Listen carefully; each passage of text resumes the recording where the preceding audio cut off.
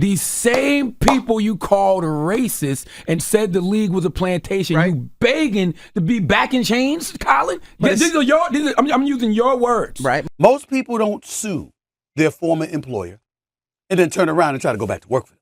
And I personally was told at that time, if the brother showed up to the workout because of public pressure being brought down upon the league and the fact that we were all watching, he would have had to throw the football in the stands to not have a job in 2 weeks. That was a quote that I received, doggy.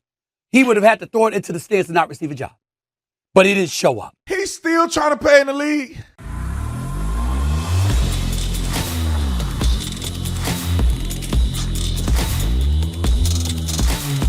This video is brought to you by TatumStore.com. TatumStore.com. Get the merch link in the description section. Like and subscribe to the channel. Hit the bell so you get notifications anytime I go live or make a video. Make sure you still subscribe to this channel. Like this video. Comment this video. Share this video.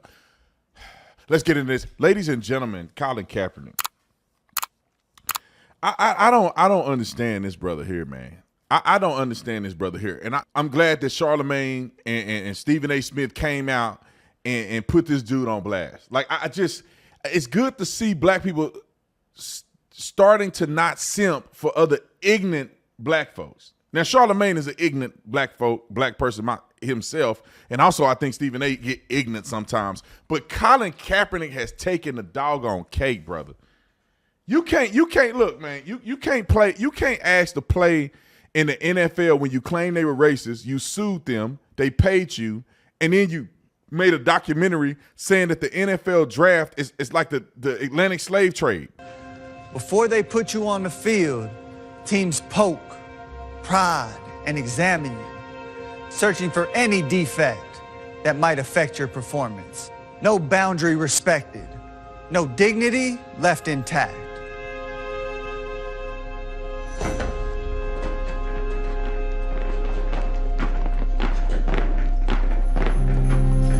Come on, boy, hurry up.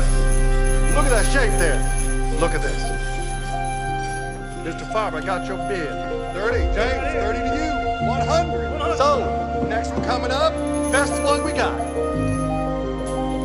500. 600. Right here.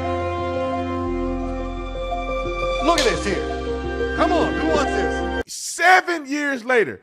Bro, you can't play football no more. You wasn't that good when you played. That's why you were on the bench taking a knee. You weren't taking a knee as a starter. You're taking a knee when you're on the bench. Okay? So, anyway, Colin Kaepernick was going down the drain when he was actually in the NFL, and now he want to send a letter out saying that, please give me an opportunity, master. Please, master, I don't have to be on the regular team, master. I can be on the practice squad. Just let me in, master.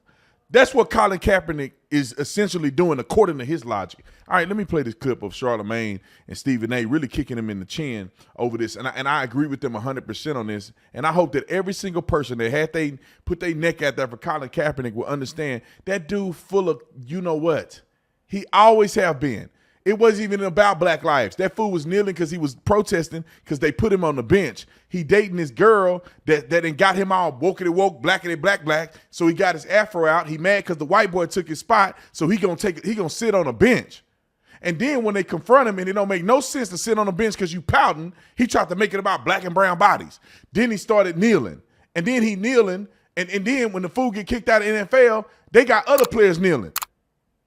And they, it's just stupid to me. It never meant anything. And since he's been kneeling, what has happened? Nothing. We found out that Black Lives Matter is a fraud.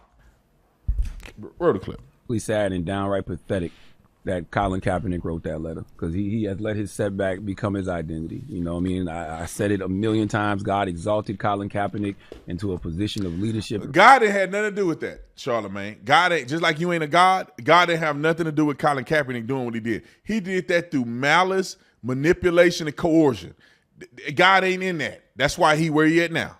In regards to activism, and it pains me to see that man begging to be in a league that he called racist and compared to a plantation. And I hate that he can never speak for himself. He always got somebody else speaking for him or putting out messaging for him. That's so whack to me. And I wish Colin the best in all his endeavors, but just begging the same people he called racist for an opportunity is absolutely pitiful to me. The purpose that he serves now and has served over the last few years is way greater than football. And First of all, no, it's not. If he actually had some true activism, it would be better than football. Bro, you telling me that fool running around lying, hating on his parents who raised him, who are white, by the way, neglecting his white side to just embrace a black side that he ain't never grew up knowing. And then he making documentaries, making stuff talking about the NFL is racist, suing people, putting money in his pocket. He ain't done nothing for black people. He ain't done nothing but become rich off of this theology that black and brown bodies are struggling. That dude ain't done nothing. Bro, if you were making 20 million, 30 million, 40 million, 60 million in the NFL, that's way more than fake activism. kind of a slap in the face to God to not embrace that and not accept that and continue to beg these same people you called racist and said the league was a plantation. Right. You begging to be back in chains, Colin? Yeah, I'm using your words. Right. But you said that this is a plantation. So you begging, please chain me up, master. You can put me on the practice squad. I don't even want to be on the actual team. Chain me up with the practice squad. And I will always take. Now here's Stephen A. Smith's take. And I'll just say this real quick. This is an example of why we all know the NFL ain't racist. You listen, you got to be a complete stupid fool to think that the NFL is racist. How is the NFL racist when the majority of the NFL are black players making a ton of money? How is the NFL racist? They wouldn't be wanting to put hundreds of millions of dollars in the pocket of black people. They could have white boys playing. How is the NFL racist, my man? Y'all black people be just making up stuff to be a victim. The NFL ain't nowhere near racist. And the reason why these NFL teams are owned by these white people because they decide to be owners and not players. And it's not that easy, but what I'm saying is that how many of these black players or black people decide I'm going to own an NFL team? All the wealthy ones. I'm talking about the billionaires. They're not trying to buy an NFL team. They don't want nothing to do with that. It's probably not a good investment in some of these teams. Anyway. Because I will never, ever, ever change my position on it. In the end, as of November 2019, when he had that tryout that the NFL organized and he elected not to show up and instead had that at a high school, an hour and 20 minutes away, Swagoo, Mad Dog Russo, Molly, I said on First Take the next morning, it is over. Duh. He's done. I said it when he took a knee for the first time. It's over. He ain't never going to play again. And I stand by that. And to this day, I have not been proven wrong. Now, Molly, y'all could put up the timeline of the events that involved Colin Kaepernick from the time of 2016 to now. Let's keep this in mind. Most people don't sue their former employer and then turn around and try to go back to work. That doesn't happen. But Roger Goodell, NFL league offers, in concert with Jay-Z and others, frauds. Actually assembled this, organized it because the individual teams were scared that if they didn't pick him, they would get accused of racism or whatever it was that they were. They doing all this for a black dude. They ain't never in the history of the NFL did this for somebody white. Ever. Fearful of. Those were the things that I heard. So they didn't want to take on the individual responsibility as a team, which was why the league, for the first time in league history, organized the workout. All right. Tried to get him to sign a waiver. He said it's not the typical waiver a player signs. They said, of course it isn't, because usually a team does that. But this is the first time in league history the league is organizing it. And we have to protect ourselves from you because you just sued us, okay? All he had to do was show up. And I personally was told at that time, if the brother showed up to the workout because of public pressure being brought down upon the league. Because he's black. And the fact that we were all watching, he would have had to throw the football in the stands to not have a job in 2 weeks. That was a quote that I received, Doggy. He would have had to throw it into the stands to not receive a job. But he didn't show up. And now we fast forward to 2023. January 1st will mark 7 years that Colin Kaepernick hasn't been in the league. And in the year 2023, on opening day, just a few weeks ago, the NFL started 14 black quarterbacks. 7. But the NFL racist. Okay. of the top 11 paid quarterbacks in the National Football League are black. But the NFL is racist. 7 of the 11 top paid quarterbacks are black. Come on, man. Come on. Like, I don't even have to watch no more. Come on, man. You know, and it's not necessarily because they didn't want black people playing quarterback because they wasn't smart enough. It's because black people who can run a 4.3 and a 40, and that's 220 pounds, they have a better use for you at running back. They have a better use for you at linebacker. They have a better use for you at defensive end. They have a better use for you at wide receiver if you're 6'5" and you can run a 4.4 and a 40. Traditionally, that's the way football went.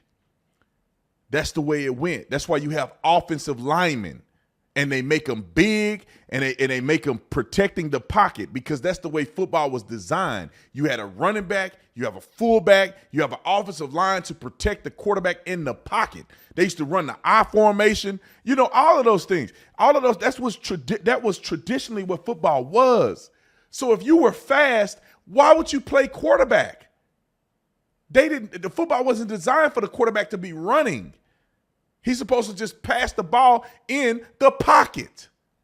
But over time, as people begin to be faster, because you go look at Jim Brown's area, Jim Brown was like, I don't know, he was like 220. The offensive linemen were like 250. Back when Jim Brown was playing football, now they 370, 6'8". The people are getting bigger, they're getting faster, it's getting more dynamic. And what happens to football? You don't need the fullback no more. Now you have an H-back. Now you are utilizing tight ends. You're throwing the ball more. Now you got a wide receiver that's 6'5", 220, which would essentially be bigger than Jim Brown. 6'5", 230, 6'5", 240, can run a 4.3 and a 40. Now that dude on the outside running routes.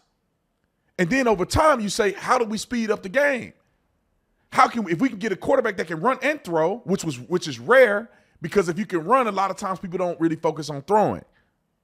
And so over time, the NFL evolved, and now they need more mobile quarterbacks. Even the white quarterbacks can run. Everybody's trying to make it look like just the black quarterbacks. Yeah, black people are genetically faster, genetically speaking, on average. So yeah, some of the black quarterbacks are faster, but you talk about Josh Allen. Josh Allen can run. I mean, you can go down the list and look at some of the quarterbacks in the NFL that are white. Fitzpatrick, he can run. A lot of these other dudes can run. Your boy could run before he got hurt. Derek Carr could run. These dudes can run. Like, even the white quarterbacks can run. There's no more Peyton Mannings and Tom Brady's. They phased out these quarterbacks that cannot run. And that's not just black. It's white and black. Mobile quarterbacks are the new thing. Looking at college football right now. Trevor Lawrence can run a little bit. He's not slow. He was number one pick. Kyler Murray, of course he's black, but he can run. He was the number one overall pick. Football has changed. It has nothing to do with race. Anyway, I said enough. I'll see y'all on the next one.